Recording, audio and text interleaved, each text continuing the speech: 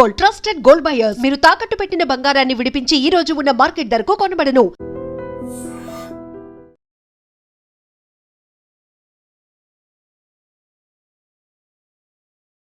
నమస్తే, welcome to I dream social spotlight with Kavitha. దేశంలో ఎందుకని సడన్గా జీఎస్టీకి సంబంధించి స్లాబ్లని సవరించారు? యాక్చువల్గా అమెరికా టారిఫ్లను విధించిన తర్వాత మన భారతదేశం మీద ఇంపాక్ట్ పడుతుంది అనుకుంటే జీఎస్టీ ఇంపాక్ట్ అనేది ఎలా ఉండబోతోంది?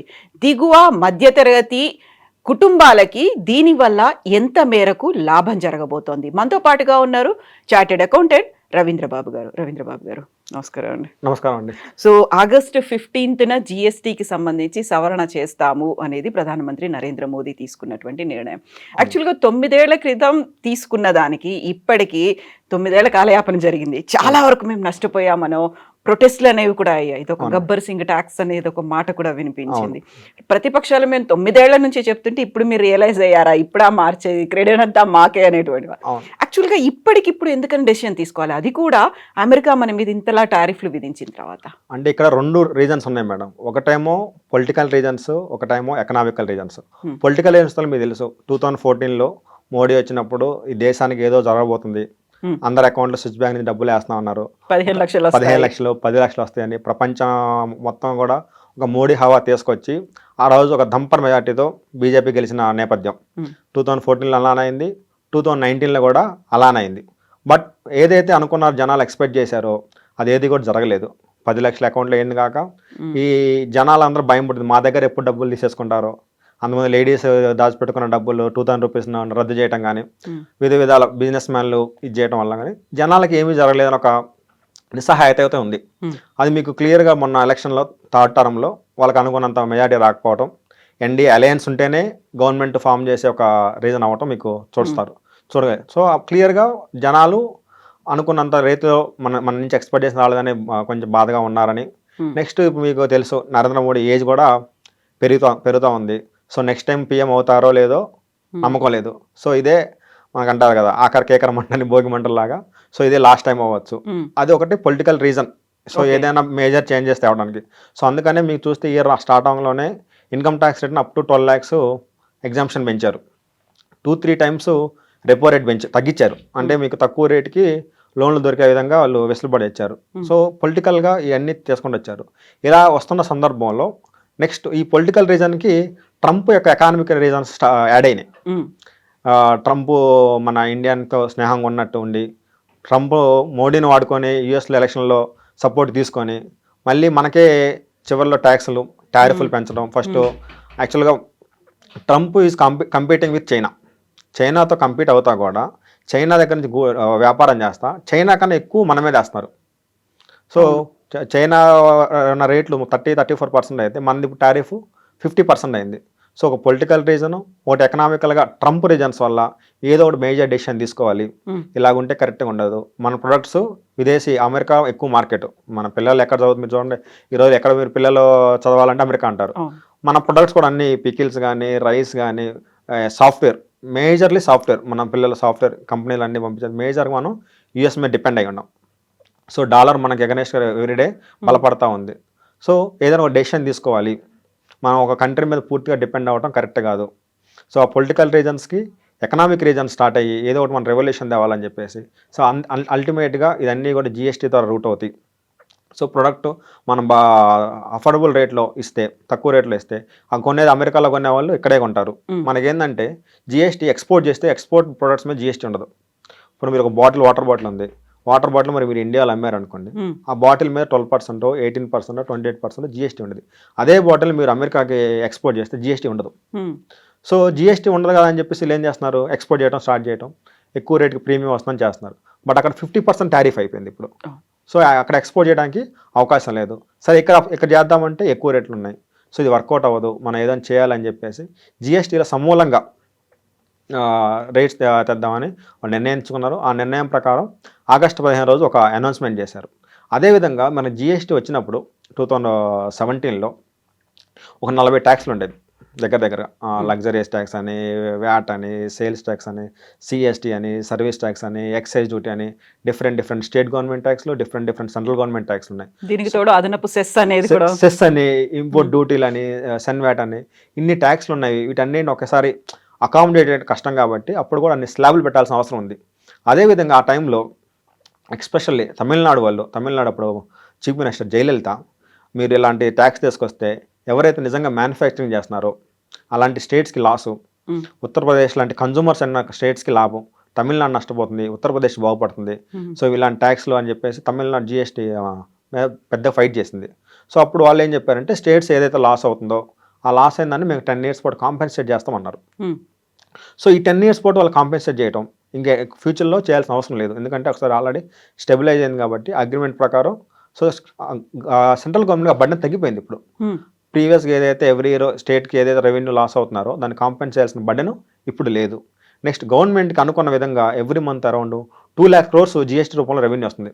అంటే ఇయర్లీ ఒక 25 lakhs crores రెవెన్యూ వస్తుంది. సో సఫిషియంట్ రెవెన్యూ ఆల్రెడీ వచ్చేసింది గవర్నమెంట్. సో స్టేట్స్కి పంచాల్సిన అవసరం లేదు, గవర్నమెంట్ సఫిషియంట్ రెవెన్యూ వస్తుంది. సో ఇంక ఇప్పుడు ఇంత మన ఎకానమీ మోర్ డిపెండెన్స్ లేదు కాబట్టి let's pass on this credit to the customers అనుకొని పొలిటికల్గా, ఎకనామికల్గా అండ్ సెంట్రల్ గవర్నమెంట్ మీద బడ్డెన్ తగ్గుతుంది, ఇవన్నీ రీజన్స్ బెనిఫిట్ పెట్టుకొని జిఎస్టీ రేట్లు తగ్గించాలి అని చెప్పేసి నిర్ణయించుకున్నారు. దాని ప్రకారం August 15 రోజు అనౌన్స్మెంట్ చేశారు.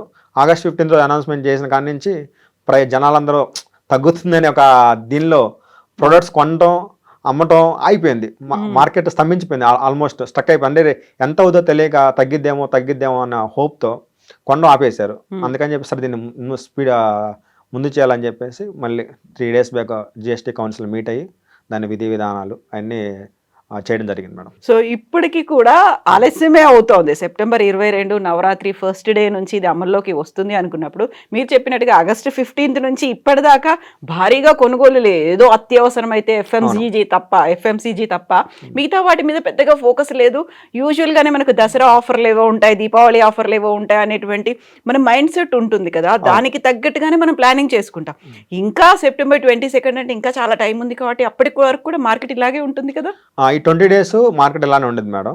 బట్ కొన్ని ప్రొడక్ట్స్ మీద రేట్స్ పెరుగుతుంది కాబట్టి వాళ్ళు కొనుక్కుంటారు. లగ్జరీస్ ప్రొడక్ట్స్ మీద, ప్రీమియం బ్రాండ్స్ మీద రేట్స్ పెరుగుతున్నాయి. 28% నుంచి 40కి వెళ్తుంది కాబట్టి అలాంటి వాళ్ళు ముందే కొనుక్కుంటారు. ఈ ల్యాప్టాప్స్ కానీ, మొబైల్స్ కానీ, ఎయిర్ కండిషనర్స్, జనరల్ గుడ్స్ కొనే వాళ్ళు మాత్రం వెయిట్ చేస్తారు. ఇంకా 20 days ఉంది కాబట్టి. సో B2B ట్రాన్సాక్షన్ జరుగుతాయి యాజ్ యూజువల్గా. B2C ఏదైతే బిజినెస్ టు కస్టమర్స్ ఉన్నాయో వాళ్ళు మాత్రం అందరూ హోల్డ్ అయిపోతారు. మరి 22 దాకా అంటే వాళ్ళు విధి విధానాలు స్టేట్స్తో చర్చించడం, ఒక్కొక్క స్టేట్ ఎంత రెవెన్యూ లాస్ అవుతుందో ఎస్టిమేట్ చేసుకోవడం, అంటే 5% నుంచి వాళ్ళకి ఎంత రెవెన్యూ వస్తుంది, 12% నుంచి ఎంత రెవెన్యూ వస్తుంది, 18% నుంచి ఎంత రెవెన్యూ వస్తుంది అన్నీ చూసుకొని సో వాళ్ళు ప్లాన్ చేసుకోవాలి. కాబట్టి ఇమీడియట్గా అన్నా కూడా వాళ్ళకి కొంచెం కష్టం అవుద్ది కాబట్టి కొంచెం ముందు. బట్ ఇంకా అంతా ఈరోజు September 5 కాబట్టి ఒక 17 days అందరూ వెయిట్ చేస్తారు. సో ఇది గబ్బర్ సింగ్ ట్యాక్స్ అనేది ఇంతకాలం నుంచి వినిపించినటువంటి ఒక మాట, అదే నినాదం కూడా అయింది, అలాగే అపోజ్ కూడా చేశారు. బట్ ఇది గుడ్ అండ్ సింపుల్ ట్యాక్స్ అనేటువంటి ఇంకొక దీనికి ఒక డెఫినేషన్ కూడా ఇచ్చినట్టున్నారు. బట్ నిజంగా అంత గుడ్ అండ్ సింపుల్ గా అనిపించింది అంటారా ఇది? అంటే ఇప్పుడు ఏమైందంటే అంతకుముందు టూ మెనీ ట్యాక్సెస్ ఉండటం వల్ల జనాల మీద ప్రైస్ చాలా ఎక్కువ పడేది. బట్ ఇప్పుడు ఒకే ట్యాక్స్ కాబట్టి కంపారిటివ్గా అప్పటి మీద ఇప్పుడు ప్రైస్ తగ్గుతుంది కూడా. బట్ ప్రొవైడెడ్ కంపెనీస్ వాళ్ళు ఆ బెనిఫిట్ని కస్టమర్కి ఇవ్వాలి.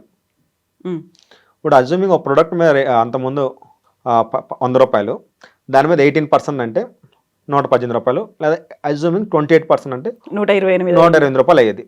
ఇప్పుడు దాన్ని 28 తీసుకొచ్చి 18 కానీ 5లో కానీ వేసారు అనుకోండి, అంటే 105 అవుతుంది. అంటే జనరల్ కస్టమర్ చాలా మందికి ఈ ట్యాక్స్లు అన్నీ తెలియదు కాబట్టి కొట్టుకెళ్ళి షాప్కి వెళ్ళి కొనేటప్పుడు 105 రూపాయలు రావాలి. కానీ కంపెనీస్ వాళ్ళు ఏం చేస్తారంటే అది 105 రూపాయలకి ఇవ్వడం ఎందుకు, ఆ 100 రూపాయల ప్రొడక్ట్ని 110 చేద్దాం, ఆ తర్వాత మళ్ళీ తగ్గించవచ్చు. 110 మీద 5% అయినా కానీ 115, 116 అవుద్ది. 128, 116 వచ్చినా కానీ కస్టమర్ బెనిఫిట్ అని చెప్పేసి ఈ కంపెనీస్ వాళ్ళు చేసే ప్రయత్నం జరుగుద్ది అనుకుంటున్నాము. సో దానివల్ల మళ్ళీ ఏదైతే గవర్నమెంట్ ఒక స్కీమ్ తెచ్చి మిడిల్ క్లాస్ వాళ్ళని, లోవర్ మిడిల్ క్లాస్ వాళ్ళని హెల్ప్ చేయాలనుకున్నదో ఆ బెనిఫిట్ మొత్తం కూడా కార్పొరేట్ కంపెనీస్ ప్రైసెస్ మార్పు చేస్తే మాత్రం అది ఈ గవర్నమెంట్ చేసిన దానివల్ల యూజ్ ఉండదు. వీళ్ళు జిఎస్టీ రేట్ తగ్గిందని చెప్పేసి వాళ్ళ ప్రొడక్ట్ ప్రైస్లు పెంచుకున్నారు అనుకోండి, 100 రూపీస్ ఉన్న ప్రొడక్ట్ అంతకుముందు 110, 115 చేశారనుకోండి, ఆటోమేటిక్గా కంపెనీస్ లాభాలు పెరుగుతాయి, బట్ అల్టిమేట్ కస్టమర్ మీద పడాల్సిన బడ్డీని అదే పడుతుంది. సో అది కూడా government has to take care. అని అంతకుముందు ఎంత ప్రొడక్ట్స్ ఉన్నాయి, ఎంత రేట్ ఉన్నవి, జిఎస్టీ తర్వాత ఎంత రేట్ ఉన్నాయి. అజ్యూమింగ్ ఎయిర్ కండిషనర్ ఉంది 28%, అజ్యూమింగ్ ఎయిర్ కండిషనర్ 40,000 అనుకుంటే 40,000 ప్లస్ 28% ఇంకో 10,000 అవుద్ది, 50,000 ఎయిర్ కండిషనర్. ఇప్పుడు కంపల్సరిగా ఆ ఎయిర్ కండిషనరు 45,000 44,000 రావాలి. వీళ్ళు రేట్ 40,000 యొక్క ఎయిర్ కండిషనర్ 44 43 పెంచేసి మళ్ళీ దానికి రౌండ్ అప్ చేస్తారంటే దానివల్ల కస్టమర్కి అల్టిమేట్గా ఎవరైతే ప్రజలకి గవర్నమెంట్ చేయాల్సిన న్యాయం జరగదు. అది గవర్నమెంట్ కూడా చూసుకోవాలి. సో ఇప్పుడు middle class, lower middle class వాళ్ళకి బెనిఫిట్ అవుతుంది అన్నట్టుగానే ఎంఎస్ఎంఈల మీద కూడా మేము ఫోకస్ పెట్టాము అనేది. సో ఈ సవరించినటువంటి స్లాబ్స్ వాళ్ళకి ఎంతవరకు ఉపయోగకరంగా ఉన్నాయి? వాళ్ళు ఏదైతే ప్రొడక్ట్స్ చేస్తారో ఎంఎస్ఎంఈలు మీరు చూస్తే ఎక్కువ కూడా నిత్యావసర వస్తువులు, సామాన్యులకు అందుబాటు అయ్యే ప్రొడక్ట్స్ వాళ్ళు మ్యానుఫ్యాక్చరింగ్ చేస్తారు. వాటన్నిటి మీద జిఎస్టీ రేట్ తగ్గింది కాబట్టి ఆటోమేటిక్గా వాళ్ళ ప్రొడక్ట్స్కి మార్కెట్లో డిమాండ్ పెరిగింది. అంతకుముందు 4 ప్రొడక్ట్స్ కొనేవాళ్ళు, ఇప్పుడు రేట్ తక్కువ కాబట్టి ఆటోమేటిక్గా 5 ప్రొడక్ట్స్ కొంటారు. సో వాళ్ళకి వచ్చే మార్జిన్ కూడా పెరుగుద్ది. ఎంఎస్ఎంఈకి మాత్రం డెఫినెట్గా బెనిఫిట్ ఉండిద్ది. లగ్జరియస్ అల్ట్రా ప్రీమియం ప్రొడక్ట్స్ మీదే జిఎస్టీ రేట్ పెంచారు, 28ని 40 చేశారు. సో అలాంటి కంపెనీస్ అనేవి బిగ్ కంపెనీస్. సో ఆ బిగ్ కంపెనీస్ బెనిఫిట్ రాకపోయినా ఎంఎస్ఎంఈ సామాన్యులకి, మిడిల్ క్లాస్ పీపుల్కి అఫోర్డబుల్గా ఇయర్లీ 5 కోట్లు 4 కోట్లు 10 కోట్ల లోపు బిజినెస్ చేసే వాళ్ళంతా నార్మల్ ప్రొడక్ట్స్ డీల్ చేస్తారు. వాళ్ళందరూ అంతమంది 18% 12 ఎక్కువ ఉంటాయి వాళ్ళు. 18% 12 ప్రొడక్ట్స్ గూడ్స్ అన్నీ కూడా ఇప్పుడు 5%లోకి వచ్చేస్తున్నాయి కాబట్టి వాళ్ళకి ఆటోమేటిక్గా కస్టమర్స్ ఎక్కువ ప్రొడక్ట్స్ కొంటారు. అంతకుముందు 3 వస్తువులు కొనేవాళ్ళు 4 కొంటాం, 4 కొనేవాళ్ళు 5 కొంటాం. సో వాళ్ళకి పర్చేజింగ్ పవర్ పెరిగింది కాబట్టి ఎక్కువ కొంటారు. ఆటోమేటిక్గా ఈ ఎంఎస్ఎంఈస్కి సేల్స్ పెరుగుతాయి. సో సేల్స్ పెరిగింది అంటే ఆటోమేటిక్గా ప్రాఫిట్ పెరుగుద్ది. వాళ్ళకి ఎంఎస్ఎంఈస్కి ఇది బాగా బెనిఫిట్ అవుద్ది. సో ఇప్పుడు హెల్త్ ఇన్సూరెన్స్కి సంబంధించి ఉన్నటువంటి ఆ క్లారిటీ మిస్ అవుతుందా? ఉన్న డౌట్స్ ఏంటది? Health insurance madam, Nitin Gadkari BJP core minister, అలాంటి ఆయన కూడా పార్లమెంట్లో హెల్త్ ఇన్సూరెన్స్ మీద 18% జిఎస్టీయా అని చెప్పి సొంత పార్టీ ఎంపీలు కూడా వాయిస్ రైజ్ చేశారు. సో వాయిస్ రైజ్ చేయడం వల్ల 18% ప్రీమియం చాలా ఎక్కువ అని చెప్పేసి హెల్త్ ఇన్సూరెన్స్లో 2 రకాలు ఉంటాయి, అందరూ తెలుసు. మెడికల్ ఇన్సూరెన్స్ ఒకటి, టర్మ్ ఇన్సూరెన్స్ ఒకటి. సో హాస్పిటల్ అడ్మిట్ అయ్యి ఉంటే మెడికల్ ఇన్సూరెన్స్, ఏమన్నా అన్ఎక్స్పెక్టెడ్ అయితే టర్మ్ ఇన్సూరెన్స్. ఆ రెండింటి మీద కూడా 18% ప్రీమియం జిఎస్టీ కట్టాలి. అజ్యూమింగ్ మీరు ఒక 50,000 రూపాయలు ఎవ్రీ ఇయర్ మెడికల్ ఇన్సూరెన్స్ కట్టారు అంటే 50,000కి దగ్గర 9,000 మీరు జిఎస్టీ పే చేయాలి. అంటే 10,000 మీకు ఎక్స్ట్రా బర్డెన్ అవుతుంది. సో ఇది అన్ని వర్గాల నుంచి, అన్ని క్లాసుల నుంచి, even own MPs, own ministers కూడా అరే ఇంత జనాలకు అవసరమైంది, వాళ్ళ హాస్పిటల్ బిల్లు కట్టుకోలేక, అఫోర్డ్ చేయలేక ఈ కార్పొరేట్ దోపిడీలో హాస్పిటల్స్లో మనం ట్రీట్మెంట్ చేయించుకుంటే ఇబ్బంది అవుతుందని చెప్పేసి హెల్త్ ఇన్సూరెన్స్ పాలసీ తీసుకుంటాయి. ఆ పాలసీ మీద కూడా ఇంత రేట్ జిఎస్టీలా అని చెప్పేసి అందరూ క్వశ్చన్ రైజ్ చేశారు. అనుకున్నట్టే, ఎక్స్పెక్ట్ చేసినట్టే ఈ కంపెనీస్ అన్నిటి మీద ఏదైతే మన జిఎస్టీ పే చేస్తున్నామో ఆ 18% జిఎస్టీని గవర్నమెంట్ జీరో చేసింది. అంటే ఇప్పటి నుంచి ఈ హెల్త్ ఇన్సూరెన్స్ ప్రీమియం మీద మీరు ఎటువంటి జిఎస్టీ కట్టాల్సిన అవసరం లేదు. అంటే 50,000 ప్రీమియం కట్టినారంటే ఎంత 50,000 కట్టమే, 50,000 ప్లస్ జిఎస్టీ 18% ఏదైతే 9,000 అర్లీలుగా ఉండేదో అదేమి కట్టాల్సిన పని లేదు. బట్ గవర్నమెంట్ ఏం చూసుకోవాలంటే ఇండియాలో ఉన్న ఇన్సూరెన్స్ కంపెనీలు చాలా తక్కువ. అంటే వాళ్ళ లార్జ్ స్కేల్లో వాల్యూమ్ ఇస్తుంది. టాటా కానీ, స్టార్ హెల్త్ కానీ, హెచ్డిఎఫ్సి కానీ ఓ 10-15 కంపెనీలు మాత్రమే ఉన్నాయి. ఎక్కువ 90-95% ఆఫ్ ది కస్టమర్ని అకామిడేట్ చేసే కంపెనీస్. గవర్నమెంట్ ఏం చేయాలంటే ఇప్పుడు ఈ కంపెనీస్ యొక్క మళ్ళీ వీళ్ళు ప్రీమియం పెంచుతారు. లాస్ట్ ఇయర్ 50,000 ప్రీమియం ప్లస్ జిఎస్టీతో 59,000 ఉంది.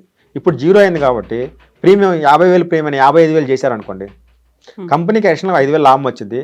కస్టమర్కి ఇక్కడ ఏదైతే బెనిఫిట్ జరగాలో తనకి జరగకుండా పోయింది. సో ఈ కంపెనీస్ ఇన్సూరెన్స్ ప్రీమియమ్స్ పెంచకుండా ఏదైనా మీరు ఒక పాలసీ తీసుకున్నారు, అంతకుముందు ఓ 20 years టర్మ్ తీసుకున్నారు, సార్ 20 years పాటు 30,000-40,000 పే చేస్తూ ఉన్నాం అనేది మీరు అగ్రిమెంట్లోకి ఎంటర్ అయ్యారు అనుకోండి. అలాంటి అందరికి కూడా మీరు ఎటువంటి ప్రీమియం పెంచకూడదు, జిఎస్టీ రేట్ తగ్గింది కాబట్టి ఆ బెనిఫిట్ మీరు కస్టమర్కి ఇవ్వాలి అని చెప్పేసి గవర్నమెంట్ కొంచెం స్ట్రిక్ట్గా ఇన్సూరెన్స్ మీద తీయాలి. బట్ ఇన్సూరెన్స్ మీద పర్సనల్స్ మనలాంటి ఇండివిజువల్స్ ఎటువంటి జిఎస్టీ పే చేయాల్సిన అవసరం లేదు. ఇంకా 22nd నుంచి ఏ పాలసీ తీసుకున్నా కట్టాల్సిన పని లేదు. అంతకుముందే 2-3 years బ్యాక్ తీసుకొని రన్నింగ్లో ఉన్నా కానీ మీరు వెళ్ళి ప్రీమియం పాలసీ చూసుకొని పాలసీలో క్లియర్గా ఉండిద్ది. ప్రీమియం ఎంత, ఎల్ఐసి అయినా కానీ ఏదైనా ప్రీమియం ఎంత ప్లస్ జిఎస్టీ ఎంత అని ఉండిద్ది. ఆ జిఎస్టీ అమౌంట్ని మీరు నెక్స్ట్ ఇయర్ కట్టాల్సిన పని లేదు. పాలసీ 2 years బ్యాక్ తీసుకున్నా 3 years బ్యాక్, ఎందుకంటే కొన్ని పాలసీలు 20 years ఉంటాయి, కొన్ని పాలసీలు 15 years ఉంటాయి. ఆ పాలసీల మీద మీరు ఎటువంటి జిఎస్టీ కట్టాల్సిన అవసరం లేదు, ఓన్లీ ప్రీమియం ఉంటే మీరు పే చేయాలి. ఆ ప్రీమియం పెంచితే మాత్రం you should be cautious. And ఏం చేయాలి, గవర్నమెంట్ రిపోర్ట్ చేయడానికి గవర్నమెంట్ ఒక మెకానిజం పెట్టి ఇక్కడ జిఎస్టీ రేట్ మీరు తగ్గించామని చెప్పేసి మాకు ప్రోడక్ట్ ప్రైసులు పెంచినారని చెప్పి వాటిని గవర్నమెంట్ దృష్టికి తెచ్చే విధంగా ఒక మెకానిజం క్రియేట్ చేస్తే చాలా బాగుంటుంది. సో ఇప్పుడు మనము వోకల్ ఫర్ లోకల్ అనేటువంటి కాన్సెప్ట్, ఆత్మ నిర్భర్ భారత్ అనే కాన్సెప్ట్, ఈ రెండింటిని మళ్ళీ మనల్ని మనం రిజ్యూనేట్ చేసుకోవాలి, మన ప్రోడక్ట్స్ని మనమే కొనుక్కోవాలి అనేటువంటి నినాదం. దానికి తగ్గట్టుగా మన దగ్గర అంత మార్కెట్ డెవలప్ చేశారా? ఆ మెకానిజంని కూడా ఈ 15 రోజుల్లో, రాబోయే 15 రోజుల్లో అంత అవేర్నెస్ కావచ్చు, లేకుంటే దానికి కావలసినటువంటి అన్ని ప్రోడక్ట్స్ కావచ్చు, లేకపోతే ఆ మెకానిజం కావచ్చు, అంతా ఎస్టాబ్లిష్ అయ్యిందంటారా? అంత కష్టం మేడం, ఈ 15 daysలో అది అవ్వదు. బట్ ఏంటంటే ఎక్కడోసారి మార్పు మొదలవ్వాలి. ఈ ఇండియా ఏదైతే వేరే కంట్రీస్ మీద పూర్తిగా డిపెండ్ అవుతుంది. ఇప్పుడు అమెరికాతో ఫ్రెండ్షిప్, అమెరికా వాడేదన్నా అంటే మళ్ళీ చైనా పోయి వాడిని హాక్ చేసుకోవటం, రేపు చైనా వాడేదంటాడు, ఇంకా ఎక్కడికి వెళ్తాం?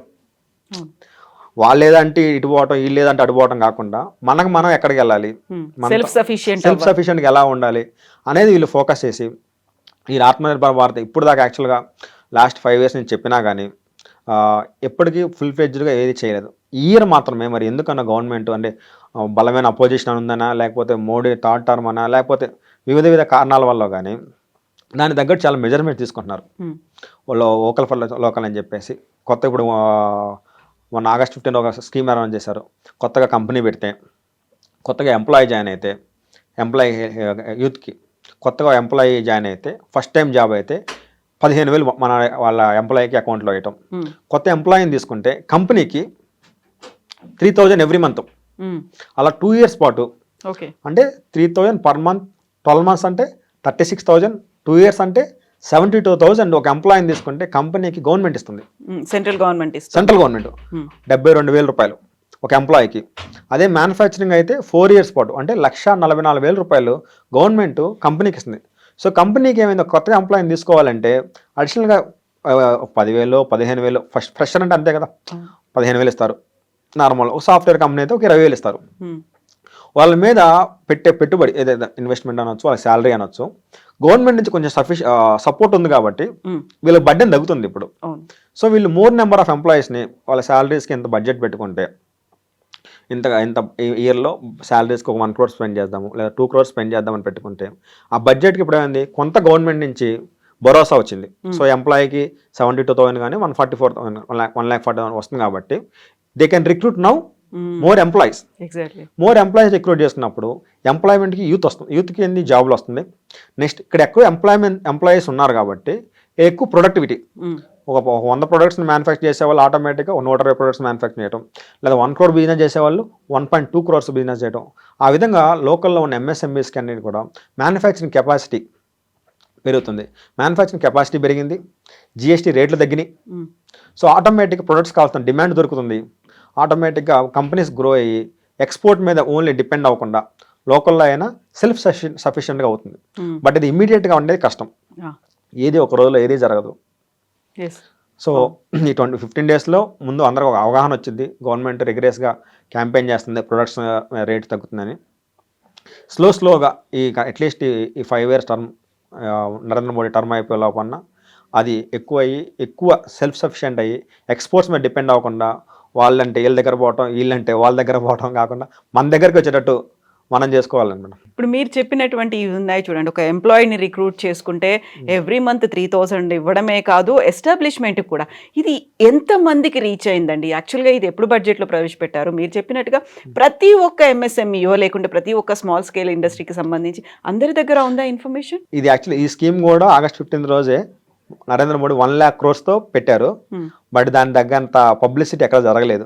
సో అవేర్నెస్ అనేది అంతగా రీచ్ అవ్వలేదు. స్కీమ్ గురించి చాలా మంది తెలియదు, ఇప్పుడిప్పుడే స్టార్ట్ అవ్వాలి ఇంకా. ఎందుకంటే మేము కూడా మా క్లయింట్స్కి, కంపెనీస్కి అందరికి ఇన్ఫర్మేషన్ ఇవ్వడం, రిజిస్ట్రేషన్ చేయడం చేస్తున్నాం. ఎందుకంటే ఇది ఏమైందంటే మేడం, ఇలాంటివన్నీ కూడా B2B, సో జనరల్ పబ్లిక్ తెలియకపోయినా కంపెనీస్కి వాళ్ళ చార్టర్డ్ అకౌంటెంట్స్ కానీ ఫైనాన్షియల్ సిస్టమ్ ఉండేది కాబట్టి సో వాళ్ళ చార్టర్డ్ అకౌంటెంట్స్, వాళ్ళ ఆడిటర్స్ వాళ్ళని గైడ్ చేసి వాళ్ళ సపోర్ట్ తీసుకుంటారు. జనరల్ పబ్లిక్కి వీళ్ళు ప్రమోట్ చేస్తే యూత్కి ఒక ఇది ఉండిద్ది, వాళ్ళకి 15,000 మాకు కూడా ఒక ఎంప్లాయ్మెంట్ దొరుకుతుంది అనే ఫీల్ ఉంటుంది. ఫీల్ ఉండిద్ది. అది ఇంకా ఎక్కువ పబ్లిసిటీ చేయలేదు.